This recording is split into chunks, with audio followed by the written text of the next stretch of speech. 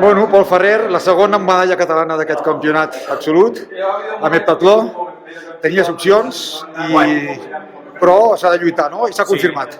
Sí. Sí, jo venia aquí més que res per l'oportunitat aquesta que tenia, sent líder espanyol d'aquesta temporada, però bé, tenint el Forenya un ídol, un líder, un cap d'aquesta prova, tenia clar que guanyar-lo no va ser no impossible, però cosa molt complicada, però bé. S'ha intentat, s'ha lluitat, ha sortit marca, han hagut alts i baixos en tota la combinada, però és el que té aquesta prova.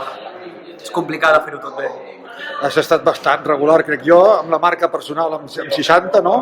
I tu has dit amb perxa també... No, amb alçada de pista coberta. Sí. I amb el més, diguem que no han baixat tampoc massa, vull dir que ha anat molt bé. El 1000, 2.42, a 2 segons. 2.42, ja havia sortit tirant jo, o sigui, no esperava que anés tan bé, no sol tirar, no tinc molta referència en el sol, però mira, he tingut la sort que el Jorge m'ha pogut passar a falta de volta i mitja i m'he enganxat a ell, així que m'ha sortit també a tirar, i molt bé.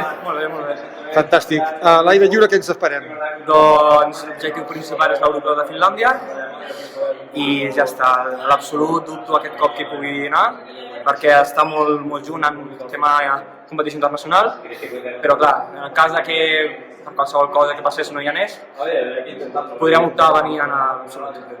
Un futur per davant i un present que ja es comença a fabricar. Enhorabona i moltes gràcies. A vosaltres.